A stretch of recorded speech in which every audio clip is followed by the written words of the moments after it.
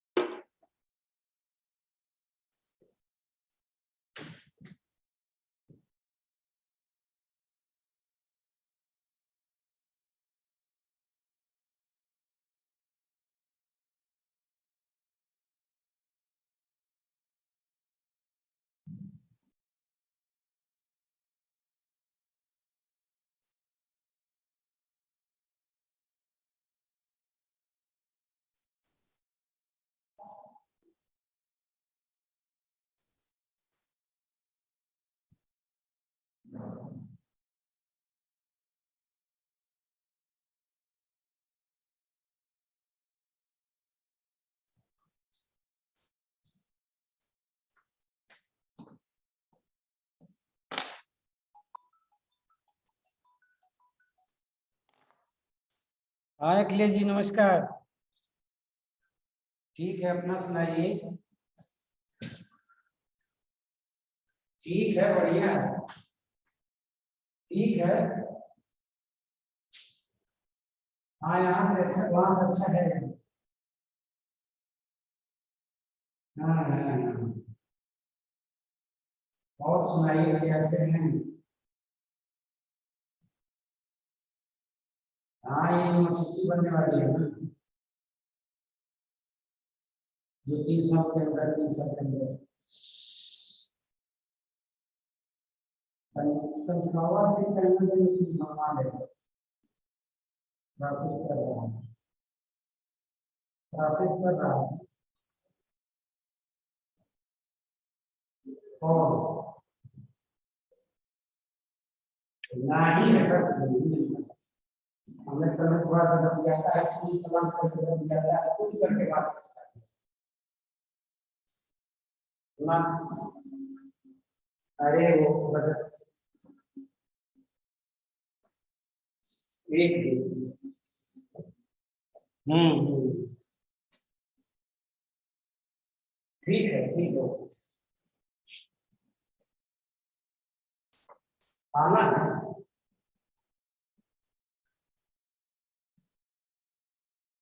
हाँ हाँ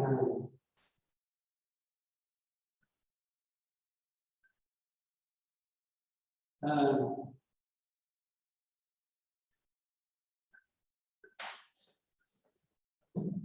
हम्म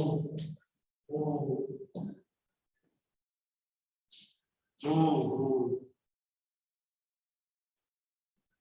हम्म नहीं नहीं, सुकून ठीक है। बात करना, सुकून, सुकून और बात करने का तरीका। हम्म। चलिए अखिलेश जी, हम आपसे बतियाते हैं, क्लास ले रहे हैं। आप ऑनलाइन, ऑनलाइन क्लास ले रहे हैं? हाँ, कॉलेज है ही। ठीक है।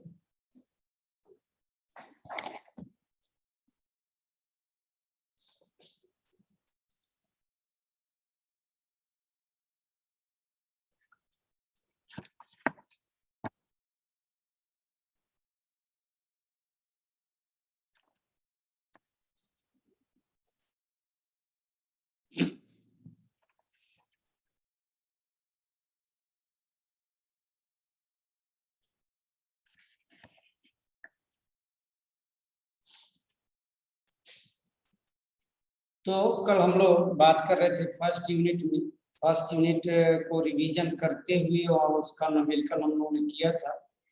सेकेंड यूनिट को रिवाइज करते हुए यहाँ न्यूमेरिकल हम लोग करेंगे फिर। तो सेकेंड यूनिट जो है वो इलेक्ट्रोमैग्नेटिक थ्योरी है। इलेक्ट्रोमैग्नेटिक थ्योरी है सेकेंड यूनिट।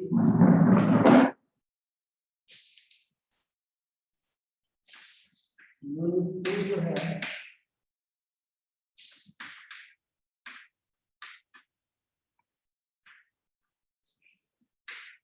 Electromagnetic theory. देखिए यहाँ से न्यूमेरिकल भी आ सकता है छोटे छोटे, लेकिन फार्मूले बहुत हैं इस चैप्टर में, तो फार्मूले बहुत हैं, तो ये फार्मूले जो हैं और कॉन्सेप्चुअल है, तो कॉन्सेप्ट और फार्मूला ये दोनों तो बहुत जरूरी है तैयार करना। जैसे हम लोग का चैप्टर ही शुरू होता है इलेक्ट्रोमैग्नेटिक थ्योरी, तो चैप्टर भी शुरू होता है equation of continuity.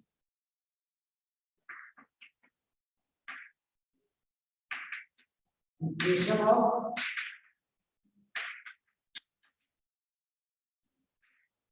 Continuity, equation of continuity जो है ये कॉन्सेप्ट क्या है, ये law of conservation of charges को बताता है कि किसी भी सिस्टम में, law of conservation of charges को बताता है कि किसी भी सिस्टम में जो चार्जेस है वो कंजर्व होगा, यानी वहां से जो rate of change of flow of charge होगा वो करंट के बराबर होगा, यानी जितना करंट फ्लो होगा उतना वो rate of change of charge के बराबर होगा। तो ये law of conservation of charges को बताता है।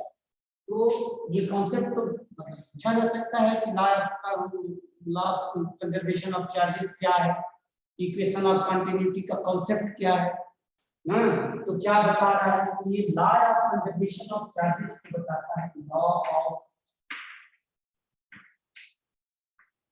कंजर्वेशन ऑफ चार्जेस, ये law of conservation of charges को बताता है इक्वेशन ऑफ कंटिन्यूटी, ठीक है। और law of conservation of charges को बताता है, इट मींस इसका और इसका रिलेशन भी पूछा जाता है कि इस इक्वेशन ऑफ कंटिन्यूटी का इक्वेशन बताइए, इक्वेशन ऑफ कंटिन्यूटी का। तो इक्वेशन ऑफ कंटिन्यूटी जो है फ्लो ऑफ चार्जेस के कंजर्वेशन को बताता है, फ्लो ऑफ चार्जेस। बहुत लोगों ने, जब मैंने असाइनमेंट दिया था तो बहुत लोगों ने इक्वेशन ऑफ कंटिन्यूटी जो इंटरमीडिएट में है A1 B1 = A2 B2 उसको उन्होंने लिख के भेजा, जबकि यहाँ क्या है, ये चार्जेस के रूप में है, law of conservation of charges को बता रहा है। तो यहाँ यानी जो टोटल चार्ज है वो सिस्टम में क्या होगा, कंजर्व होगा। Total charge of the system, total charge of the system is conserved या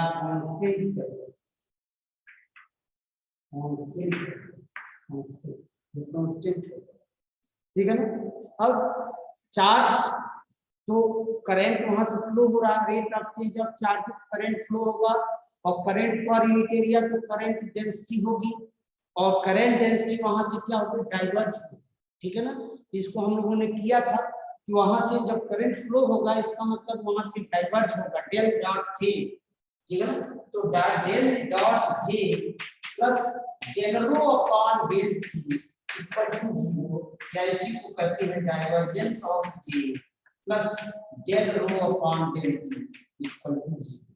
this is the equation of continuity. Equation of continuity को बताता है, इक्वेशन ऑफ कंटिन्यूटी को कैसे बताता है कि कहीं चार्ज डेंसिटी है, ठीक है, इसको क्या कहते हैं, rate of change of charge density, जहां वो क्या है, चार्ज डेंसिटी, वो क्या है,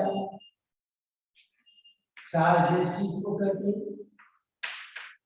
ठीक है। तो चार्ज डेंसिटी होगा, तो rate of change of charge density is equal to the divergence of current j, और करंट जे जो होगा करंट डेंसिटी होगा, करंट डेंसिटी, ठीक है। तो करंट डेंसिटी के वहां से करंट डेंसिटी डाइवर्ज करेगी, और डाइवर्ज करेगी उसका डायरेक्शन क्या होगा, ऐसे देखा जाए, इसको ऐसे लिख सकते हैं, divergence of j equal to minus del rho upon del t, यानी the rate of change of, यहाँ से जो चार्ज निकल रहा है वहां से नेगेटिव जब निकल रहा है तो वहां से घट रहा है, ये घटने का साइन बता रहा है, ये rate of change of charge, वहां से चार्ज घटेगा तो करंट डेंसिटी क्या होगी, डाइवर्ज होगी, ठीक है ना। ये law of conservation of charges को बता रहा है, ठीक है ना। तो ये law of conservation of charges को बताता है, इक्वेशन ऑफ कंडक्टिविटी यही से शुरू होता है। उसके बाद से आपके सिलेबस में आता है डिस्प्लेसमेंट करंट। तो डिस्प्लेसमेंट करंट को डिस्प्लेसमेंट वेक्टर से हमने समझाया था कि डिस्प्लेसमेंट वेक्टर क्या है और डिस्प्लेसमेंट करंट क्या है, ठीक है ना।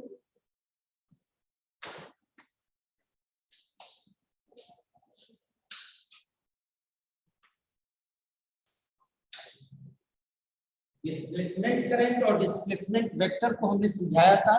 डिस्प्लेसमेंट वेक्टर जो है, यदि कैपेसिटर ले लिया जाए तो कैपेसिटर में दो तरह के चार्जेस होते हैं।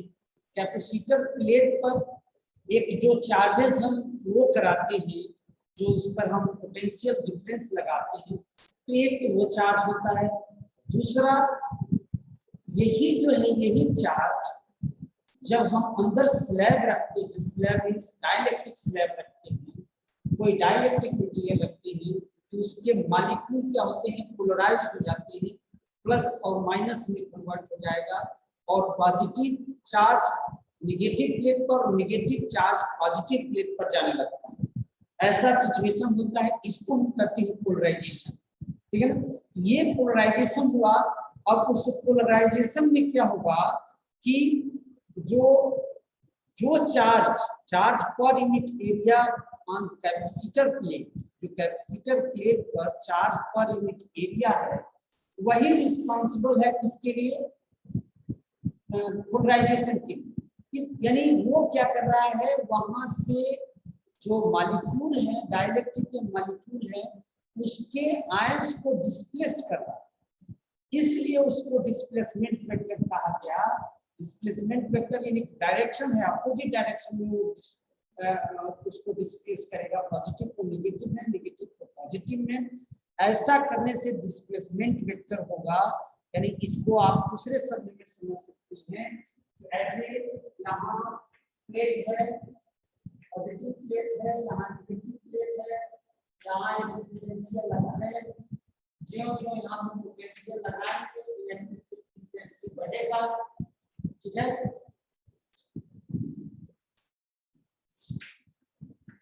पॉजिटिव प्लेट है या नेगेटिव प्लेट है, यहाँ पोटेंशियल लगाएंगे, इलेक्ट्रिक फील्ड यहाँ बढ़ेगा, इलेक्ट्रिक फील्ड यहाँ बढ़ेगा। इट मींस यहाँ पोटेंशियल बढ़ाते जाइए। यहाँ देखते हैं ऐसा सिचुएशन आता है, यहाँ नेगेटिव चार्जों की संख्या बढ़ती जाती है, यहाँ पॉजिटिव चार्जों की संख्या बढ़ती है। जो पोटेंशियल बढ़ाते हैं, क्यों क्या होता है, यहाँ चार्जेस की संख्या बढ़ जाती है। यानी डिस्प्लेसमेंट वेक्टर को यदि d से डिनोट किया जाए तो d is directly proportional to the e, is directly proportional to the e होगा, ठीक है ना। और ये डायरेक्टली प्रोपोर्शनल e है, it means d equal to क्या होगा, इसमें डायरेक्ट नहीं है, यदि नहीं है तो फ्री स्पेस है, तो फ्री स्पेस की परमिटिविटी ऑफ फ्री स्पेस, और इसमें हम लिखते हैं d, तो d इक्वल टू होता है एप्सिलॉन नॉट e, ठीक है ना। यदि इसमें हम डाइलेक्ट्रिक रख दें तो यही फार्मूला चेंज हो जाएगा, d equal to epsilon e हो जाएगा, ठीक है ना। यही फार्मूला जो हो जाएगा एप्सिलॉन e हो जाएगा, ठीक है ना। तो डिस्प्लेसमेंट करंट को ऐसे भी लिखा जा सकता है, डिस्प्लेसमेंट करंट डेंसिटी को J से डिनोट करते हैं, और डिस्प्लेसमेंट करंट जैसे करंट डेंसिटी हो गया, करंट डेंसिटी होता है IC से मान लीजिए कंडक्शन करंट डेंसिटी हो गया। डिस्प्लेसमेंट करंट डेंसिटी क्या होगा, ये जो होगा ID/A, ठीक है ना। ID/A, और ID कितना होगा, ID जो होगा उसको हम लोगों ने निकाला था, ये जो ID आएगा JD इक्वल टू हो जाएगा डिस्प्लेसमेंट करंट डेंसिटी, इसी पर जब लिखते हैं इसको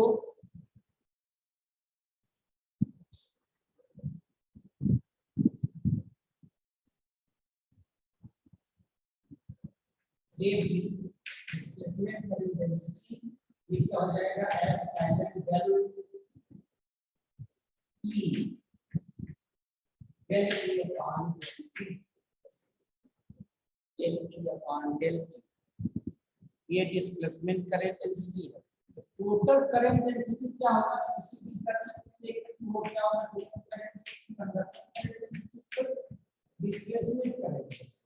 अब इस कैपेसिटर को कहीं जोड़ दिया जाए, रेजिस्टेंस को जोड़ दिया जाए, इसमें दो करंट डेंसिटी हो गए, कंडक्शन करंट डेंसिटी जो रेजिस्टेंस में होगा, कंडक्टर में होगा, और एक जो है डिस्प्लेसमेंट करंट डेंसिटी जो कैपेसिटर में है। तो इसको हम ऐसे कर सकते हैं कि करंट डेंसिटी जो है, जो टोटल करंट डेंसिटी जो है वो क्या होगा, जे होगा, और जे डी बराबर है, जिससे देखिए यहां से इसको निकाला जाए तो जे डी इक्वल टू होगा delta D upon the rate of change of displacement vector. ये जो है डिस्प्लेसमेंट वेक्टर जो है, डिस्प्लेसमेंट वेक्टर डी को कहते हैं डिस्प्लेसमेंट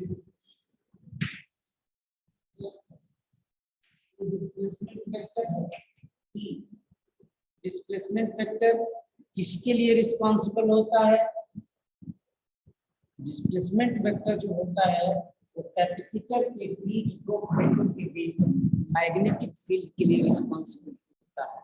वहाँ दोनों कैपेसिटर के बीच मैग्नेटिक फील्ड डेवलप होता है, और मैग्नेटिक फील्ड डेवलप होने से वो मटेरियल जो है मैग्नेटाइज होकर पोलराइज हो जाता है, और उसमें करंट डेंसिटी डेवलप होगी, ठीक है ना।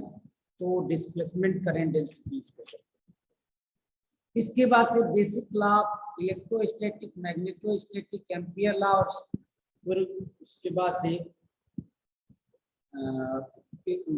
फैराडे इलेक्ट्रोमैग्नेटिक इंडक्शन लॉ, ये चारों लॉ को हम लोगों ने देखा था, और ये चारों लॉ को समझने का प्रयास किया गया। Gauss law of electrostatic, Gauss law of magnetostatic, उसके बाद से Faraday law of electromagnetic induction, फिर एम्पियर सर्किटर लॉ। इन चारों बेसिक लॉ को एक साथ पिरोने का कार्यक्रम किया मैक्सवेल ने। मैक्सवेल और बना चार मैक्सवेल इक्वेशन। चारों मैक्सवेल इक्वेशन से कहीं भी electromagnetic wave, electromagnetic means electric field और magnetic field, time varying electric field जो होगा मैग्नेटिक फील्ड को डेवलप करेगा, और time varying magnetic field electric field को डेवलप करेगा, ठीक है ना। This is the vice versa, दोनों एक दूसरे के क्या हैं, वाइस वर्सा है, ठीक है। तो इससे क्या होगा कि इलेक्ट्रोमैग्नेटिक वेव डेवलप होता है। तो कहीं भी कोई भी पहले, इसके पहले मैक्सवेल के पहले ये माना जाता था कि इलेक्ट्रिक फील्ड और मैग्नेटिक फील्ड दोनों अलग अलग रेंज क्षेत्र है, लेकिन बाद में ये कहा गया कि नहीं, मैग्नेटिक फील्ड और इलेक्ट्रिक फील्ड में कोई अंतर नहीं है। इलेक्ट्रिक फील्ड चेंज हो रहा है तो मैग्नेटिक फील्ड डेवलप हो रही है, और मैग्नेटिक फील्ड डेवलप हो रहा है तो चेंज हो रहा है तो मैग्नेटिक इलेक्ट्रिक फील्ड डेवलप हो रही है, ठीक है ना। तो ये जो है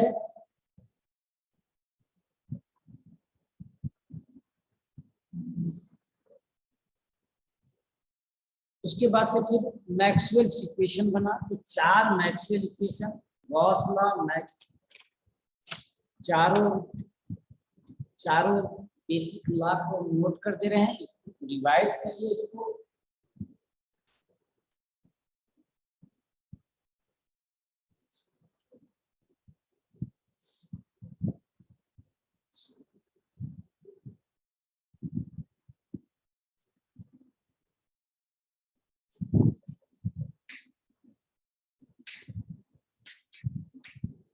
Gauss law of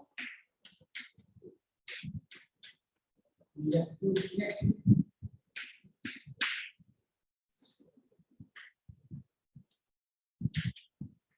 Gauss law of magnetostatic,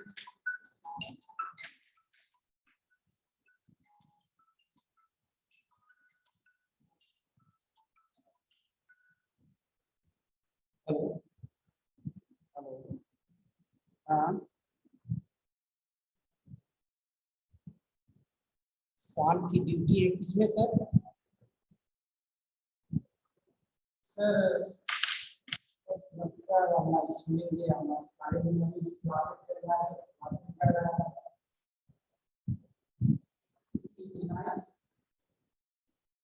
sir हमने रिजेक्ट कर दिया क्योंकि सर यहाँ समस्या ये है कि कॉलेज में वर्क चल रहा है। ठीक है sir.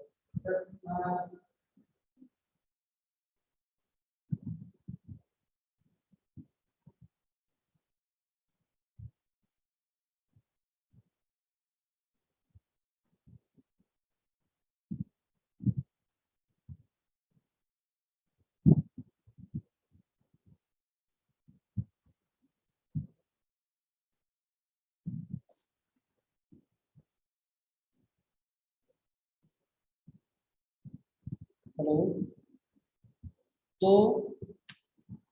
Loss of electricity, loss of magnetostatic, फिर उसके बाद से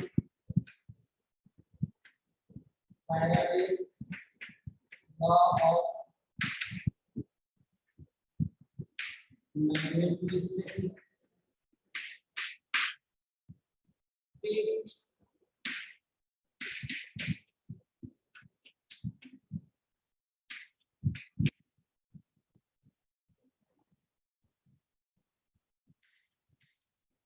एम्पियर्स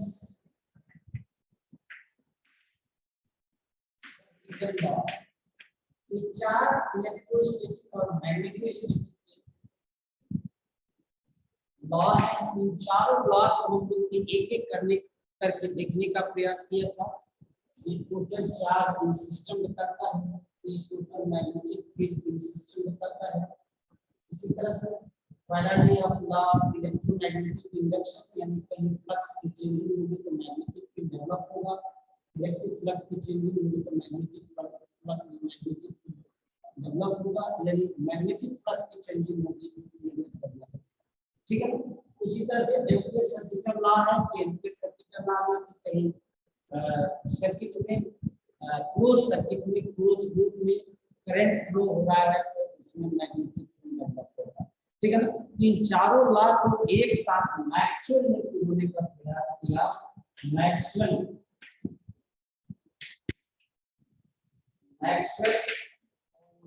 ने बताया ये क्या है, divergence of B equal to rho, या इसी को हम कहते हैं del dot D equal to rho is the charge density, D is the displacement vector. इसी तरह से फिर ये आया divergence of B is the magnetic field induction, B equal to 0, and इसको R लिख सकते हैं ऐसे R del dot B equal to 0। तीसरा जो है फैराडे मैग्नेटिक इंडक्शन, ये जो है curl of B, curl of B का मतलब क्या हुआ कि इलेक्ट्रिक फील्ड कहीं कर्ल कर रही है तो क्या होगा, वहां del B upon del T एक ऑप्शन ऑफ मैग्नेटिक फील्ड हुआ होगा, तभी वहां मैग्नेटिक इलेक्ट्रिक फील्ड कर्ल कर रही है। ठीक है। तो यानी the rate of change of magnetic field produced by curl of electric field, curl of electric field उसके सरफेस पर कर्ल करेगा। तीसरा जो है Ampere circuit law, Ampere circuit law को curl of H equal to J होता है, और कर्ल ऑफ J जो है, J जो है ये क्या है, J केवल कंडक्शन करंट नहीं है, ये conduction current plus displacement current है। इसको conduction current C plus JD लिख सकते हैं, या इसको लिख सकते हैं C plus del D upon del T लिख सकते हैं। यानी कर्ल ऑफ बाद में एम्पीयर में मॉडिफाई किया, कहा कि केवल ये कर्ल ऑफ J जो है केवल इसके लिए है, curl of KH equal to J जो है केवल स्टैटिक चार्ज के लिए, स्टैटिक फील्ड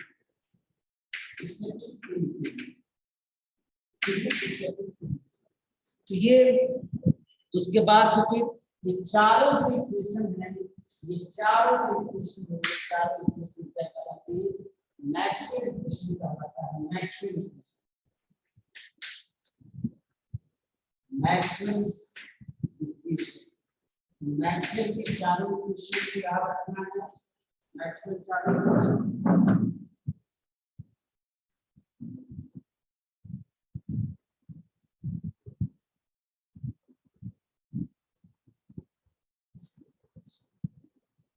तो ये मैक्सवेल के चारों इक्वेशन क्या हो गया?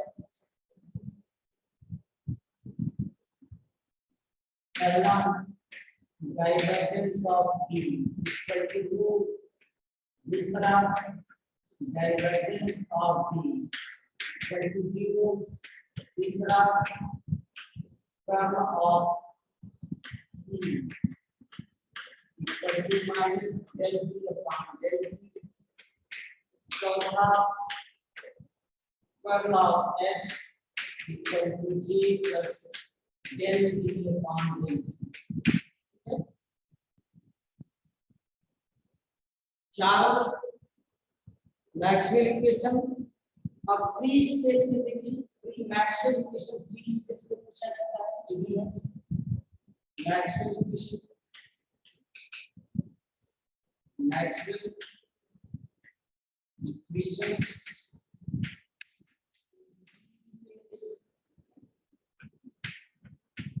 क्या होगा? मैक्सवेल इक्वेशन फ्री स्पेस का मतलब वहां चार्ज नहीं होगा, चार्ज रेजिस्टिव होगा, तो चार्ज रेजिस्टिव नहीं होगा तो करंट रेजिस्टिव नहीं होगा। ठीक है, तो दो चीजें नहीं होंगी, तो क्या हो जाएगा? Divergence of D equal to 0, divergence of D equal to 0। तीसरा क्या हो जाएगा? Curl of E equal to minus del B upon del T। और चौथा इक्वेशन क्या हो जाएगा? चौथा चीज बन जाएगा, ये हो जाएगा curl of H equal to del B upon del T। ठीक है, ये चार इक्वेशन क्या होते हैं? मैक्सवेल इक्वेशन फ्री स्पेस, ये फ्री स्पेस के मैक्सवेल इक्वेशन होते हैं। ठीक है ना, तो मैक्सवेल इक्वेशन भी याद रखना है इसको। ये फार्मूला पूछा जा सकता है कि which one are the Maxwell equation, और मैक्सवेल इक्वेशन नहीं है, या कौन मैक्सवेल इक्वेशन है।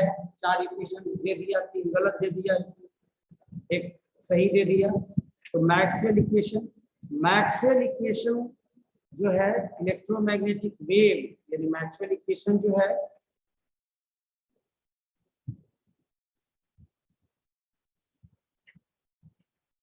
Maxwell wave equation, electromagnetic wave equation in free space. तो मैक्सवेल कि चारों इक्वेशन को फ्री स्पेस में ये वेव इक्वेशन के थ्रू हम लोगों ने निकाला था।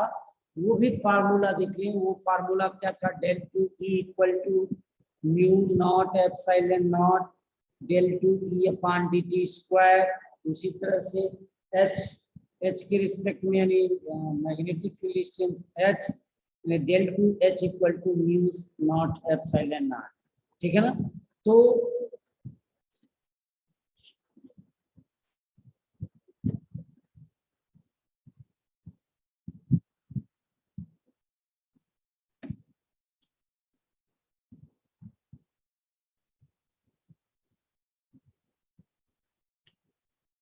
electromagnetic wave equation, electric vector and magnetic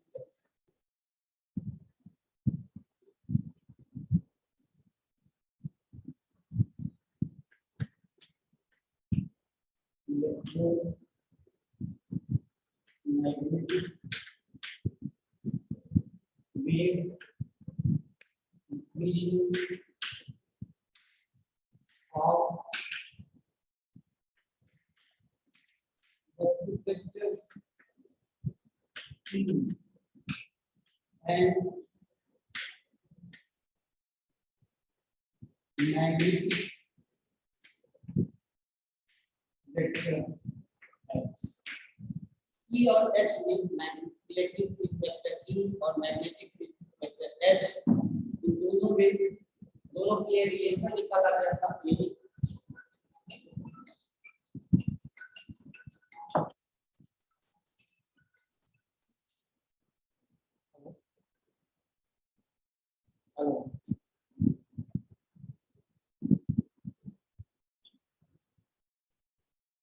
जी बताएं। ठीक है सर, लेकिन इस समय अच्छा नहीं, इसलिए मैं क्लास ले रहा हूँ, मैं ऑनलाइन पढ़ा रहा हूँ। कहाँ से बात कर रहे हैं सर आप, कहाँ से बात कर रहे हैं?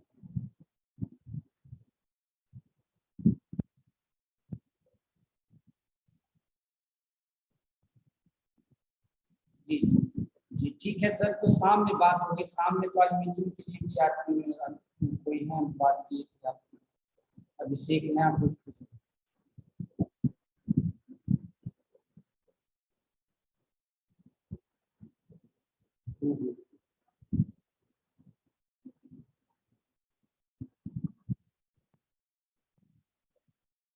वही 5:30 बजे वो कहे थे कि 5:30 बजे मीटिंग है।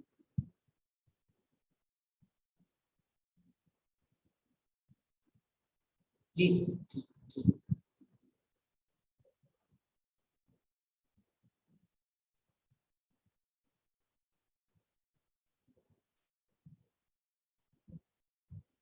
तो इलेक्ट्रिक वेक्टर E के लिए del q E equal to mu naught epsilon naught del E upon del E square, ये हम लोगों ने भी क्वेश्चन निकाला था। और वेक्टर H के लिए same del H equal to mu naught epsilon naught del E upon D।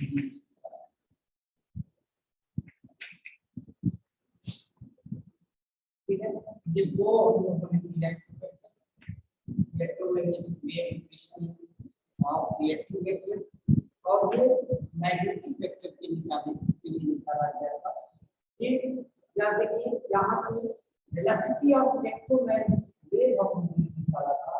Velocity of wave जो है उसको हम लोगों ने क्या किया था, जो जनरल जो वेव इक्वेशन है, जनरल वेव इक्वेशन से इसको हम लोगों ने इसको कंपेयर किया गया था। और जब कंपेयर करेंगे जनरल वेव इक्वेशन से, तो जनरल जो वेव इक्वेशन होता है वो क्या होता है, Z two sine equal to 1/c square Z two sine upon dt square. यहां से इसको दिया जाए, कंपेयर करें, ये क्या होगी 1/c स्क्वायर हो जाएगा म्यू नॉट एप्सिलॉन।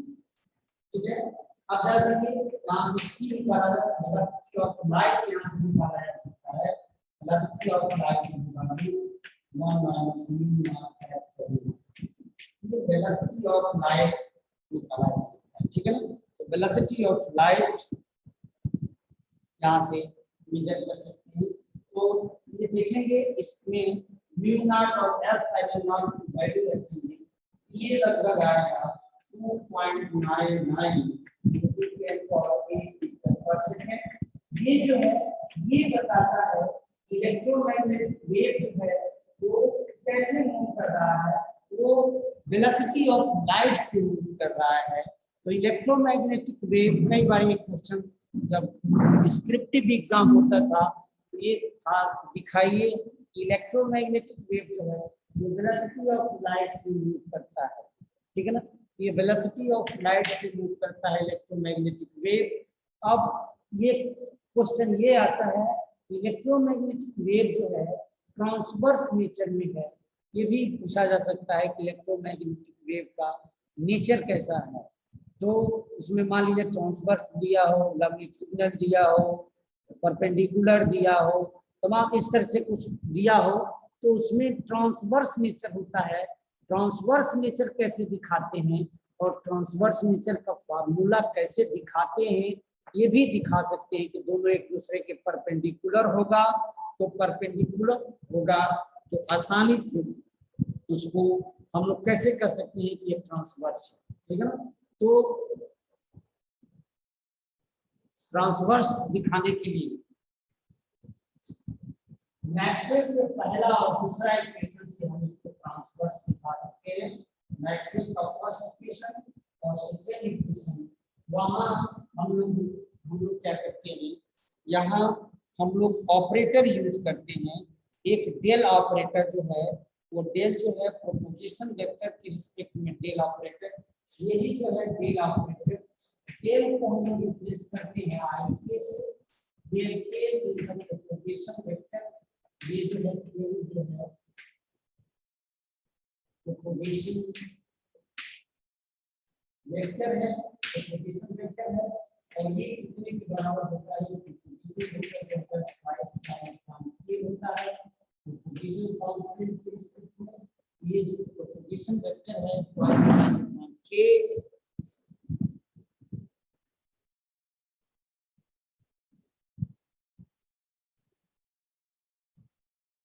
तो मैक्सवेल का पहला इक्वेशन लिखा है, तो मैक्सवेल का पहला इक्वेशन क्या है, divergence of D free space में divergence of D equal to 0, या इसको ऐसे लिखा जा सकता है divergence del dot epsilon naught E equal to 0, इसको इसका वैल्यू रखा जाए, ये वैल्यू रखा जाए I K dot epsilon E equal to 0। अब देखिए ये जो है ये हटा के डॉट ई इक्वल टू 0, ध्यान देखिए जो वेक्टर है और दोनों वेक्टर का डॉट प्रोडक्ट यदि 0 है, इट मींस दोनों क्या है, के परपेंडिकुलर टू द ई, के परपेंडिकुलर टू द ई, ठीक है ना, तो के परपेंडिकुलर ई होगा।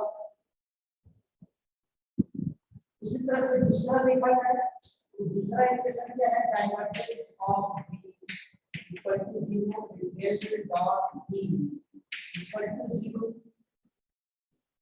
या इसको कह सकते हैं आई के डॉट, इसको ले लें एच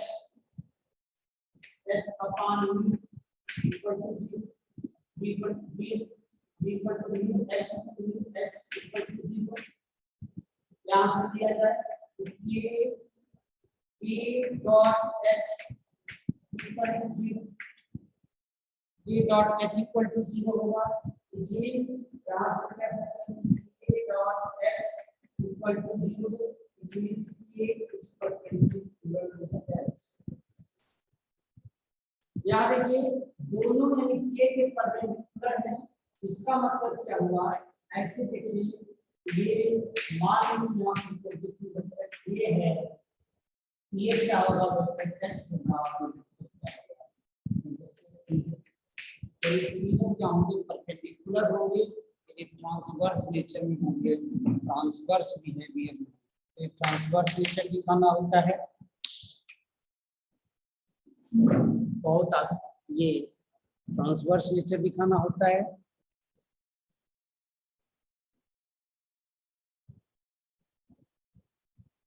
पूछा जा सकता है, बहुत इंपॉर्टेंट है कि ट्रांसवर्स नेचर, इलेक्ट्रोमैग्नेटिक वेव का ट्रांसवर्स नेचर क्या है, ट्रांसवर्स है या लॉन्गिट्यूडिनल है, क्या है, ये दिखाया जा सकता है।